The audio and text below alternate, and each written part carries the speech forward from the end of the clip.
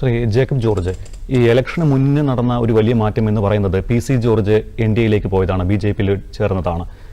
അദ്ദേഹം BJP സ്ഥാനാർത്ഥിയായി ഒരുപക്ഷെ പത്തനംതിട്ടയിൽ വന്നാൽ ഒരു ജയസാധ്യത കാണുന്നുണ്ടോ, അതോ BJPക്ക് തന്നെ അദ്ദേഹത്തെ പാലം വലിക്കുമോ? BJPക്കാര് കാല് വാരിയാലും ഇല്ലെങ്കിലും എനിക്ക് ആ ചോദ്യത്തിൻ്റെ അന്തർധാര എന്താണെന്ന് മനസ്സിലാകുന്നില്ല. BJPക്കാരെന്തിന് സ്വന്തം പാർട്ടി സ്ഥാനാർത്ഥിയായി കാല് വരണം? അത് PC ജോർജ് ആയതുകൊണ്ട് സ്ഥാനാർത്ഥിയായി വരണം എന്ന് ആഗ്രഹിക്കുന്ന ഒരുപാട് BJPക്കാരുണ്ട്. BJP ഉൾപ്പാട്ടിൽ തന്നെ നടത്തിയ സർവേയിൽ K. സുരേന്ദ്രനെ സ്ഥാനാർത്ഥിയാക്കണമെന്നാണ് പലരും അഭിപ്രായപ്പെട്ടത്. അങ്ങനെ ഒരു വാർത്ത കൂടിയുണ്ട്. സാക്ഷാൽ NT രമേശ് ഇവിടെ മത്സരിച്ചിട്ടും ജയിച്ചിട്ടില്ലല്ലോ. NT രമേശ് അവിടെ വന്നപ്പോൾ നമുക്കറിയാം. പക്ഷേ പത്തനംതിട്ട അങ്ങനത്തെ ഒരു കോൺസ്റ്റിറ്റ്യുവൻസിയാണ്. നേരത്തെ ഗോപകുമാർ സാറിന് തിരുവനന്തപുരം കേരളത്തിൽ ആദ്യമായിട്ട് എനിക്ക് തോന്നുന്നു ഹിന്ദുമുന്നണി ആയിരുന്നു BJPക്ക് മുമ്പുണ്ടായിരുന്ന ഒരു ജന്മം. അന്ന് 1984 കുമ്മനം രാജശേഖരൻ കുമ്മനം രാജശേഖരൻ ഹിന്ദുമുന്നണി ഉണ്ടാക്കിക്കൊണ്ട് കേരളവർമ്മ രാജായെ സ്ഥാനാർത്ഥിയാക്കി. അതാണ് ഞാൻ പറയാൻ വരുന്നത്. അന്ന് കുമ്മനം രാജശേഖരൻ നിലയ്ക്കൽ സമരത്തിൻ്റെ ഒരു വലിയ നേതാവായിരുന്നു. ആ സമരത്തിൻ്റെ തുടർച്ചയായിട്ട് ഉണ്ടായ ഒരു ഹിന്ദു റിവൈവൽ, ആ വികാരത്തിൻ്റെ പശ്ചാത്തലത്തിലാണ് പാലക്കാരനായ രാജകുടുംബാംഗമായ കേരളവർമ്മ രാജായെ തിരുവനന്തപുരത്ത് സ്ഥാനാർത്ഥിയാക്കിയത്. അത് കേരള രാഷ്ട്രീയത്തിൽ തന്നെ ഒരു വലിയ മാറ്റം ഉണ്ടാക്കി.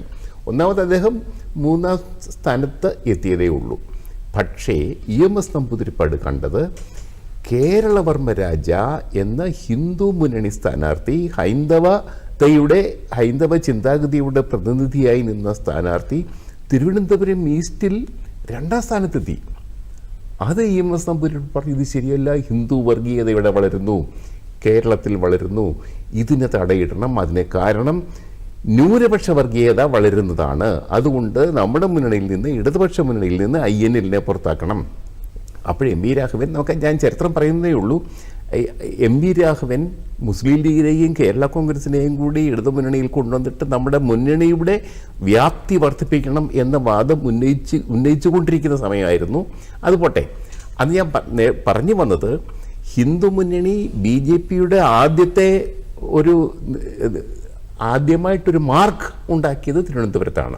ആ തിരുവനന്തപുരത്ത് ഞാൻ പറയുന്നു, ശശി തരൂർ സ്ഥാനാർത്ഥിയാണ് കോൺഗ്രസിൻ്റെ.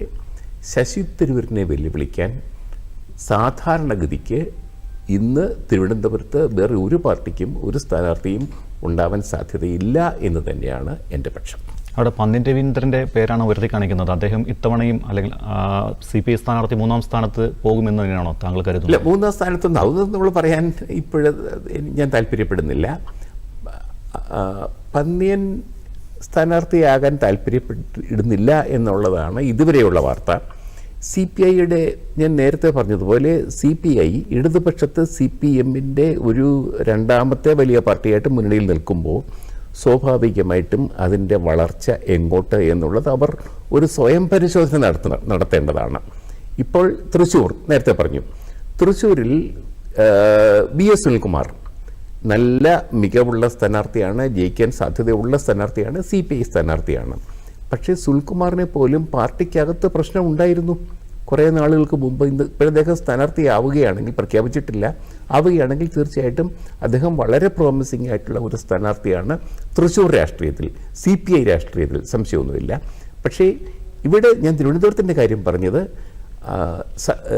ശശി തരൂരിൻ്റെ ഒരു പ്രത്യേകത കൊണ്ട്, അദ്ദേഹത്തിൻ്റെ ജനശ്രദ്ധ ആകർഷിക്കാനുള്ള കഴിവുകൊണ്ട് സ്വാഭാവികമായിട്ടും അദ്ദേഹം മുന്നിട്ട് നിൽക്കും എന്ന് തന്നെയാണ് എൻ്റെ പക്ഷം.